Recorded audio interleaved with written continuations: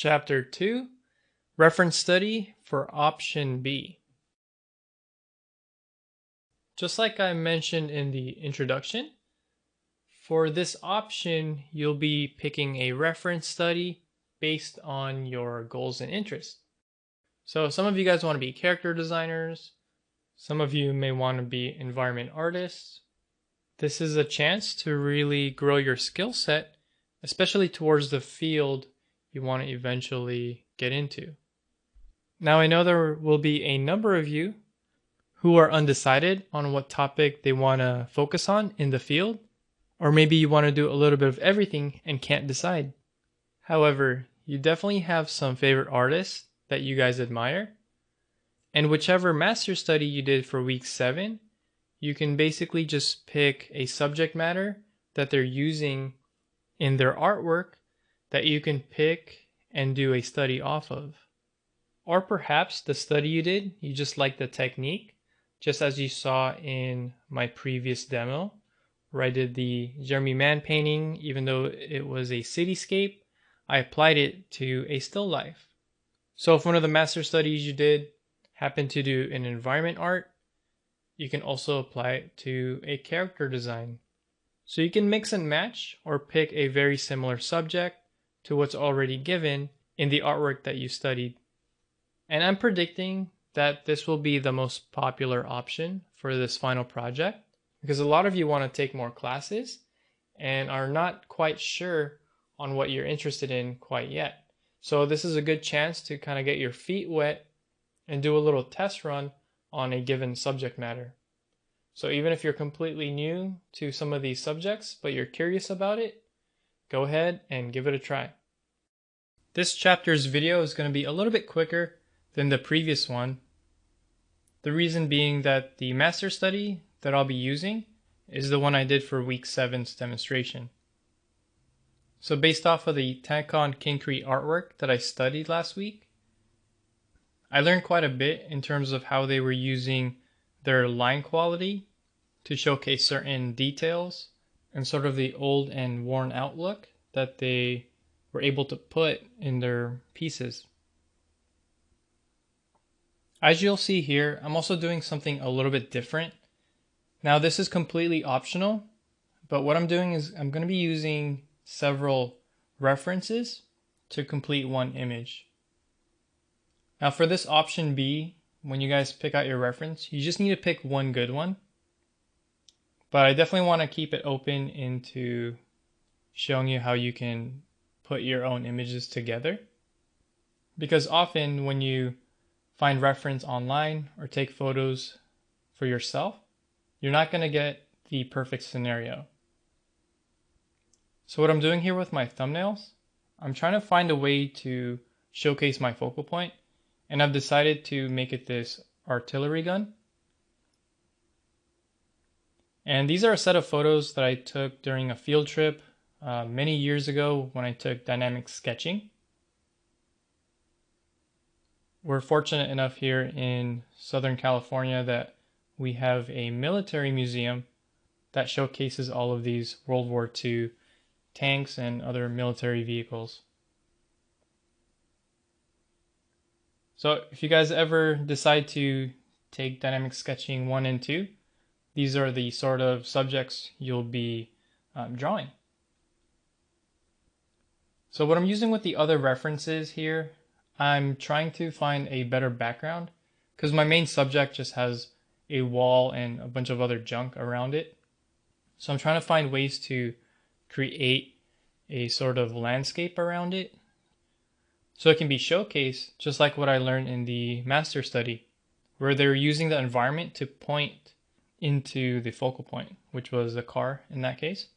So in this one, I'm trying to find trees, rocks, even bushes, other the railings as you can see on some of them, just so I can use it to point to my subject or even frame it.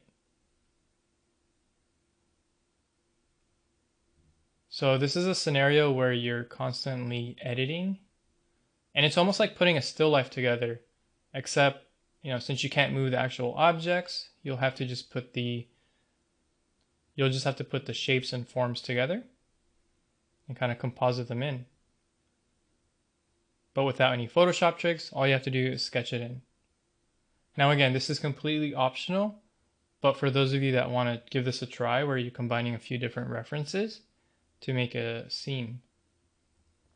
And this kind of leads, and this is a good practice before you do any sort of creative work. When you're creating your own characters or vehicle designs, this is a good exercise in terms of learning how to put things together. This is definitely great for environment design, as you'll try to look for things around the natural environment or location and just try to find ways to make a better setting.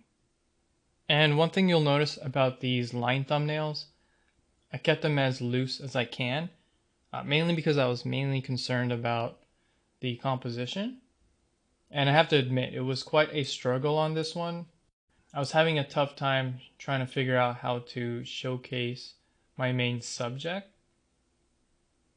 And even the long vertical format, which I'll be choosing, at first I didn't think it was going to be a thumbnail I'll be using anyway. But after giving it a shot, I saw that it could potentially be a really cool composition. So when you guys do your thumbnails, even if you think you're not going to use a certain design or format, or maybe the way you're cropping things, just give it a try. You'll never know what you come up with, and the time invested in it is relatively short, but will save you a lot of time in the long run. But it could also lead to some happy accidents where you have a better design, or to come up with something pretty fresh. Just as I mentioned, I've gone ahead and picked the vertical format for my composition. And even though my lay-in is very loose and not perfectly fleshed out, I have the major shapes and where I want them to be. And you'll see me make changes along the way, how I want to showcase my main focal point. I'll also do a little bit of recropping because I underestimated some of the proportions for the artillery gun. This part of the drawing was definitely the slowest and most difficult for me, as I was constantly trying to check my proportions and trying to figure out what's going on in my reference. And that's why this part of the video is the fastest I've sped up any of my demonstrations. If you are curious, this one's sped up at about 20 times the speed. And this isn't even the final drawing in terms of line work. This is a second lay-in where I'm actually refining the drawing. As you'll see here, the wheels definitely gave me the most challenge as I was trying to do them freehand. Just as we saw from week 2, they are definitely the hardest to draw. But again, it just takes a lot of mileage and practice. And the thing about wheels, just like in figure drawing, you want to get the head and face proportions correctly. So for vehicles, you want to get the wheels correct. Otherwise, everything just kind of falls apart. But once I got my main subject blocked in, I started to get a sigh of relief and things were actually working out. It was definitely a lot more of a struggle. And there were even moments in this demonstration where I almost started to regret what kind of subject I picked. Because I haven't drawn this one yet, and there's definitely a lot of things going on because of all the negative shapes and the amount of kind of detail that's on there. But that's kind of what you have to go through with any kind of work. There's always going to be a certain period in the beginning, where it feels like it's not going to go anywhere. But as long as you kind of push through that, you'll see eventually that it can actually get somewhere. And at the very least, you'll learn a few things. And since my main subject is blocked in already, I ended up doing a little bit of recropping, also just drawing out some information to help support the main subject in my composition. So I'm drawing things in the foreground or the background to help either frame or point to the main subject. At this point, I could finally zoom in to my picture. This will be the third and final layer, which will be my final lines. So I'm going to have my Tech on Concrete master study handy to the side. And also and I was also constantly looking at the art book so I can look at the line quality. And just like the Jeremy Mann painting, I'm constantly trying to remember what brushes I was using for the pencil look. And again, they were default brushes from Photoshop. And I believe one of them is called the wax pencil. Now the thing about the pencil brushes, they do affect the performance of Photoshop. And that's kind of one of the disadvantages. When I was working on this, things were starting to lag on me versus the actual painting that I did in the previous demo. Despite using a larger brush and a few more layers, things were a lot smoother when I was painting. Since the pencil brush uses multiple layers of its own sort of texturing, there's a lot more that your machine has to compute. So I often don't use them. And there were moments when I just had to turn off a few things in the background in order to free up some memory, just so I can draw a little bit smoother. And see, that's the sort of thing you don't have to worry about when you're drawing with a simple pencil or a pen. And again, this is kind of one of the main subjects you'll draw for dynamic sketching. Maybe not this one in particular, this one's really difficult, but you'll draw some classic cars, some tanks, which are a lot bulkier and have simpler shapes. And then for dynamic sketching 1 in particular, here at CGMA, you'll start off with organics, mainly with plants, and a lot of drawing exercises that really help with your draftsmanship skills. You'll see me zooming in and out a lot because I started to work on the background, trying to figure out what to draw for the foreground areas as well. So I'm actually just trying to design some shapes. I am looking at my other references. I noticed there was mud, some rocks, some grass, different parts of the trees. And I'm not trying to copy them exactly.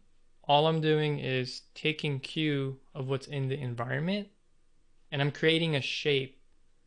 Just like we did in week 1 and 2, where we were trying to design some abstract shapes to make something look interesting, or something that has a focal point. So basically you are just putting these abstract shapes, and then you're putting a little bit of context to them by saying this isn't just a triangle anymore. This is now a puddle of mud with some rocks on it, and it just happens to be shaped like a triangle. But what it is, it just points to your main subject. So that's the biggest difference between just copying something versus communicating visually through drawing and painting, where you're actually designing things out to be clear to the viewer.